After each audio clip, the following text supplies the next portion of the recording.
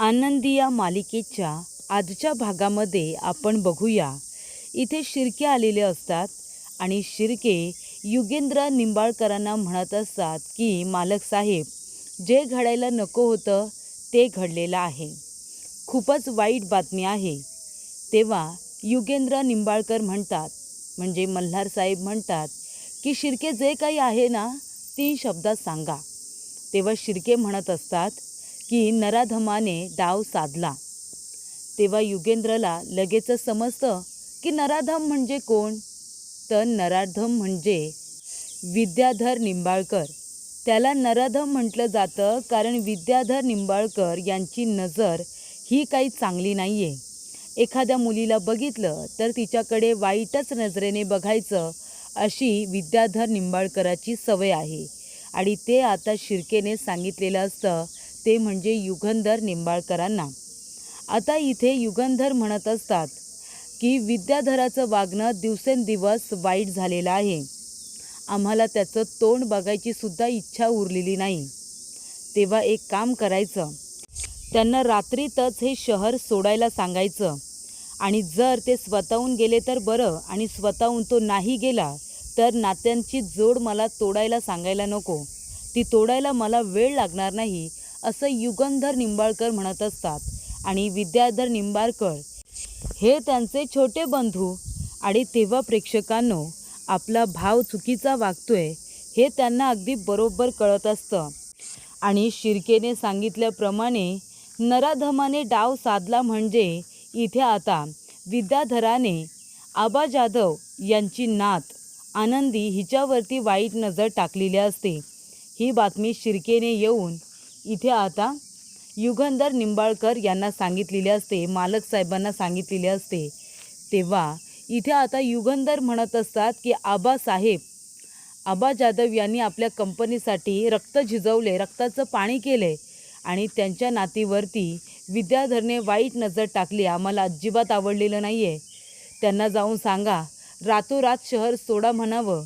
आणि जर स्वतःहून ते नाही गेले ना, तर आम्हाला नात्याची जोड तोडायला वेळ लागणार नाही, असा निरोप घेऊन जा, असं इकडे सांगितलेलं असतं. तेव्हा प्रेक्षकांनो, इथे आता विद्याधर हा गाडीमध्येच बसलेला असतो. तेव्हा तिथे शिर्के येतात आणि म्हणतात, मालक साहेबांनी तुम्हाला सांगितलंय रातोरात गायब व्हायचं, म्हणून निघून जायचं. तुम्ही जे काही वागताय ते त्यांना पटलेलं नाही आहे आणि त्यांना तुम्हाला भेटायची इच्छासुद्धा नाही. तेव्हा विद्याधर म्हणत असतो, आई आई ग. तेव्हा शिर्के म्हणतात, आता काय झालं? विद्याधर म्हणतो, पाय दुखतोय माझा, तुमची कामं करून करून. दुखरा पाय घेऊन प्रवास करणं काही खायचं काम नाही. पाय माझा किती दुखतो तुला माहिती तरी आहे का? त्यामुळं तुम्ही तुमच्या मालक साहेबांना सांगा की मी कुठं बी जाणार नाही, माझा पाय बरा नाही आहे, त्यामुळं मी इथंच राहणार. त्यानंतर प्रेक्षकांनो, इथे शिर्के म्हणत असतो की युगंधर साहेबांना लागलेली वाळवी किडा म्हणजे त्यांचा हा भाऊ आहे. हा कधी त्यांच्यापासून दूर होईल काय माहिती. या विद्याधरमुळे मालक साहेबांना अजून काय काय बघावं लागणार आहे काही कळत नाही. यांचा काहीतरी बंदोबस्त केलाच पाहिजे. तर इथे युगंधर निंबाळकर यांचा छोटा भाऊ विद्याधर निंबाळकर यांचं हे विचित्र वागणं कुणालाही पटत नसतं. तर इथे आबा जाधव टेन्शनमध्ये बसलेले असतात. 3 नाती आणि घरामध्ये दुसरं पुरुष म्हणून कुणीच नाही. त्यांचं पण आता वय झालं आहे, आपल्या नातींची काळजी तर त्यांना वाटणारच. तेव्हा ते टेन्शनमध्ये बसलेले असताना त्या ठिकाणी आता आरती आलेली असते. ती म्हणते, आबा काय झालं, काय इतका विचार करताय तुम्ही? आबा म्हणतात की विचार करू नाही तर काय करू सांग ना. आपल्या आनंदीवरती त्या विद्याधर निंबाळकराची नजर आहे आणि मग माझ्या 3 नाती अशा घरामध्ये असताना मला झोप तरी लागणार आहे का? तेव्हा इथे आरती म्हणत असते, आबा नका काळजी करू, सगळं काही नीट होईल. आपण सगळे एकत्र असू ना, तर आपण काहीही शक्य करून दाखवू. जे काही होईल त्याला आपण सामोरे जाऊ. पण तुम्ही आता शांत व्हा बरं, चला जाऊन आराम करा, असं आरती आबांना समजावून सांगते. तेव्हा आबा घरामध्ये येऊन आता आराम करतात.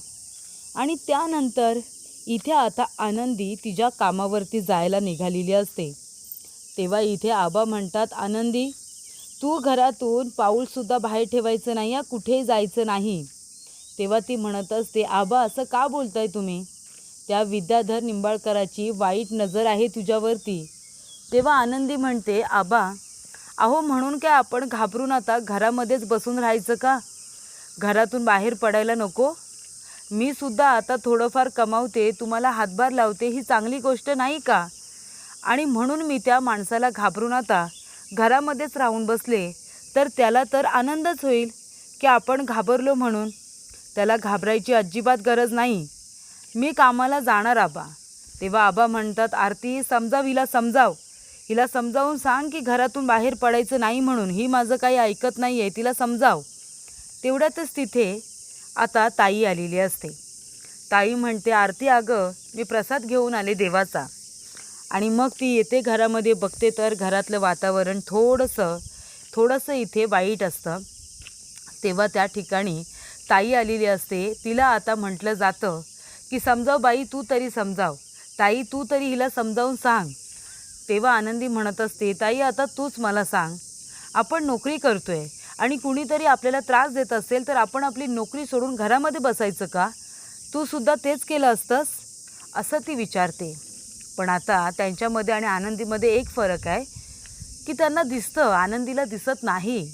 म्हणजे स्वतःला इथे आता वाचवण्यासाठी तिला इथे म्हणजे बघता येत नाही आहे. या गोष्टीचा त्रास इथे आबांना होत असतो, त्याची भीती आबांना वाटत असते आणि म्हणून ते तिला नको जाऊ असं म्हणत असतात. पण आनंदीचं म्हणणं असं आहे की नोकरी तर केली पाहिजे, त्या नराधमाला घाबरून मी घरात का बसू? यावरून त्यांचा जो वाद सुरू असतो त्याच्यामध्ये आता आनंदी म्हणते की मला नोकरीला जावं लागेल, मी घरामध्ये का बसू? तेव्हा त्या ठिकाणी विद्याधर निंबाळकर परत येतो आणि म्हणतो, अगदी बरोबर, तू घरामध्ये का बसशील? प्रत्येक मुलींनी स्वावलंबी असलं पाहिजे, स्वतःच्या पायावरती खंबीरपणे उभं राहिलं पाहिजे आणि त्यासाठी त्यांनी घरातून तर बाहेर पडलं पाहिजे ना, बरोबर की ना आनंदी? नाही आबा जाधव, हे काय करताय काय तुम्ही? अहो तुमच्या नातीला घरातून बाहेर पडून काम करायचं आहे, बरोबर ना, स्वतःच्या पायावरती उभं राहायचं आहे, तर तुम्ही का बरं तिला ते करू देत नाही? तुम्ही का अडवण्याचा प्रयत्न करताय? हे काही योग्य नाही आहे. तेव्हा प्रेक्षकांनो, इथे आता आनंदीच्या जवळ जाण्याचा प्रयत्न सुरू असतो आणि त्यामुळे सगळेजण इथे आता कवर करतात. तेव्हा इथे विद्याधर तिच्या जवळ असं जाऊन बोलण्याचा प्रयत्न करताना तिच्या समोरच आबा कमरेवरती हात देऊन उभे राहतात. आरती उभी राहते, तिथे ताई उभी राहते आणि आनंदीला इथे आता पकडून उभे राहिल्यानंतर इथे आता विद्याधरला कळतं की हे लोक आता सगळेजण आनंदीला प्रोटेक्ट करतायत. आणि तेव्हा प्रेक्षकांनो, आनंदीसुद्धा आता घाबरलेली असते. तेव्हा इथे आबा म्हणतात की तुम्ही इथे काय करताय छोटे मालक? तुम्ही इथे कशाला आलात? तेव्हा विद्याधर म्हणत असतो, कशाला आलो म्हणजे आम्हाला असं कळलं की आनंदी घरातून बाहेर पडणारच नाही आहे. मग आता आनंदी घरातून बाहेर पडणार नाही आहे, मग मी इथे आलो कारण मला तिला थँक्यू म्हणायचं आहे. आणि आल्या सगळ्यांना काय म्हणतो, नमस्कार. आणि आनंदीला म्हणतो, तुम्हासनी गुड मॉर्निंग. आणि तेव्हा तो म्हणतो की आमची गाडी बंद पडली होती आणि तेव्हा त्या ठिकाणी आनंदी आली आणि तिने तिच्या मऊ हाताने आमची गाडी अशी वर काढली हो. आमची गाडी अशी वर आली आणि तेव्हा आम्हाला तिला धन्यवाद म्हणायचं होतं, म्हणून आम्ही इथे आलो. पण इथे आल्यावर कळतंय काय, आनंदी घरातून बाहेर पडणार नाही, मग आम्हीच आलो इथे धन्यवाद म्हणायला. तेव्हा आबा म्हणतात, त्याची काही गरज नाही आहे, तुम्ही आलात तरी चालेल.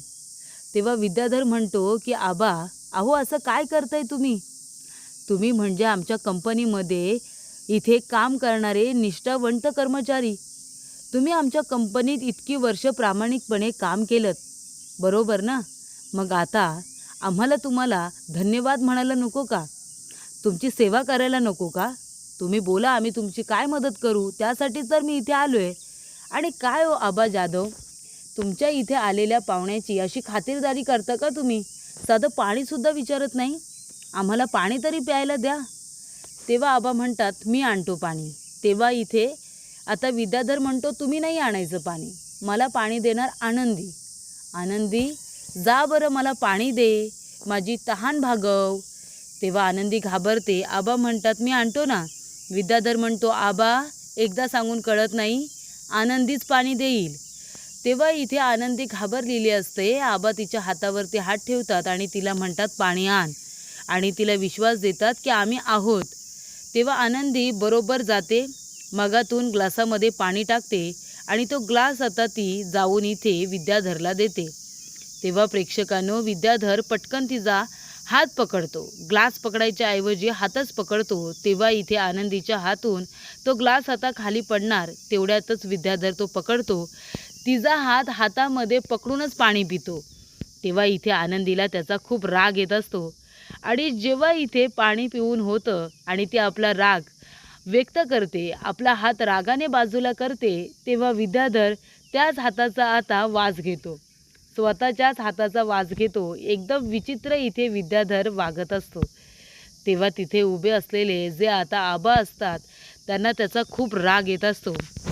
तेव्हा इथे शिर्केने येऊन आता निंबाळकरांना म्हणजे युगंधर निंबाळकरांना सांगितलेलं असतं की विद्याधर किती खालच्या पातीला जाऊन वागतोय. तेव्हा त्यांना खूप राग येतो आणि ते म्हणतात आता जर विद्याधर आबासाहेबांच्या घरी गेलाय आनंदीला त्रास द्यायला. तेव्हा इथे आनंदीवरती वाईट नजर आहे विद्याधरची हे समजतात. युगंधर म्हणतो की शिर्के एक काम करा, आबासाहेबांच्या घरी जा आणि त्यांना सांगा की आम्ही बोलावले म्हणून. त्यांना आताच्या आता इथे घेऊन या, आम्हाला त्यांच्याशी महत्त्वाच्या विषयावरती बोलायचं आहे. तेव्हा ते म्हणतात की असा जातो आणि असा आबांना घेऊन येतो, तुम्ही अजिबात काळजी करू नका. आणि तेव्हा प्रेक्षकांनो इथे आता विद्याधर म्हणतो की बरं ठीक आहे, आता आम्ही निघतो, आमची तहान भागली आहे आणि नंतर पुन्हा येऊच, बरोबर ना. तेव्हा इथे आता विद्याधर हा घरातून बाहेर पडल्यानंतर आबा चिडतात आणि म्हणतात बघितलंस आनंदी, बघितलंस, म्हणून तुला म्हणत होतो की घरातून बाहेर पडू नकोस म्हणून, पण तू काही ऐकायला तयारच नाही आहेस. अजिबात घरातून बाहेर पाऊल ठेवायचं नाही. त्यानंतर इथे आबा आलेले असतात आणि आबा येतात आणि म्हणतात की तुम्ही बोलावलं साहेब, काही काम होतं का, काही चुकलं का माझ्याकडून. तेव्हा युगंधर म्हणत असतो की आबा जाधव, अहो तुमचं काही चुकलेलं नाही आहे, खरं तर चूक तुमची नाही, चूक आमची आहे. तेव्हा ते म्हणतात काय काय चूक आहे, शिर्केने सुद्धा आम्हाला काही नीट सांगितलं नाही. तेव्हा ते म्हणतात की बोला साहेब, का बोलावलं. ते म्हणतात की तुम्ही बसा तरी. आणि शिर्के म्हणतात की युगंधर साहेबांनी म्हणजे आपल्या मालक साहेबांनी आनंदीला कंपनीमध्ये नोकरीसाठी ठेवायचं ठरवले. ते आपल्या कंपनीमध्ये नोकरी करेल, तुम्हाला चालेल ना. आबा म्हणतात की मालक साहेब तुमचे उपकार झाले, अहो किती कराल आमच्यासाठी. युगंधर म्हणत असतो की आबा तुम्ही आमच्या कंपनीमध्ये इतकी वर्ष जी काही मेहनत घेतली, जे काही काम केलं आहे, अहो त्याची कुठे आम्हाला इथे आता त्याची परतफेड करता येणार नाही आहे. आणि तेव्हा प्रेक्षकांनो इथे आता जो युगंधर आहे तो म्हणत असतो की आम्हाला माहिती आहे की आमची चूक काय आहे. विद्याधरची वाईट नजर आपल्या आनंदीवरती आहे हे आम्हाला माहिती आहे, त्यामुळे तिचं बाहेर कुठेही काम करणं सेफ नाही आहे हे सुद्धा आम्हाला माहिती आहे. आणि म्हणूनच आम्हाला आमची चूक सुधारायची आहे. आम्हाला आनंदीला कंपनीमध्ये कामाला ठेवायचं आहे, म्हणजे ती आमच्या शिर्केंच्या आणि बाकी सर्व कर्मचाऱ्यांच्या नजरेसमोर असेल. जर काही अडचण आली तर आम्ही आहोतच की इथे, बरोबर ना. तेव्हा इथे आता लगेच आबा म्हणतात की खरंच तुमचे खूप उपकार झाले मालक, आणि काळजी करू नका, मी आनंदीला आत्ताच इथे पाठवून देतो. तुमचा आशीर्वाद असू द्या, तुमचा आशीर्वाद असेल तर आम्हाला कसलीच भीती नाही. आणि तेव्हा इथे आता पुढील भागामध्ये आनंदी कंपनीला जॉईन झालेली असते. तेव्हा ती म्हणत असते की इथलं फॅब्रिक हे कापड सगळ्यात उत्तम असतं. तेव्हा इथे विद्याधर म्हणत असतो आणि हे मॉडेलसुद्धा खूपच भारी आहे नाही का. आणि तेव्हा इथे विद्याधर आनंदीच्या अंगाला हात लावायला जाणार, तेवढा तिथे युगंधर येतो, विद्याधरचा हात पकडतो आणि त्याला इतकं मारतो की इथे पायामध्ये त्याला पांगळं करून टाकतो. इतकी धुलाई इथे आता युगंधरने विद्याधरची केलेली असते. इथे आनंदीवरतीच काय, जर कुठल्याही स्त्रीवरती वाईट नजर टाकलीस ना तर माझ्यापेक्षा वाईट कुणीही नसेल, असं युगंधरने आता विद्याधरला सांगितलेलं असतं. आणि सर्व महिलांच्या सिक्युरिटीची जबाबदारी आता युगंधरने स्वतःहून घेतलेली असते. आणि त्यासाठी त्याने आनंदीला हात लावणाऱ्या इथे विद्याधरला चांगलं आता धुलाई करत त्याला आता कंपनीमधून हकलून सुद्धा दिलेलं असतं. इतका अपमान इथे आता युगंधरने विद्याधरचा सगळ्यांसमोर केलेला असतो.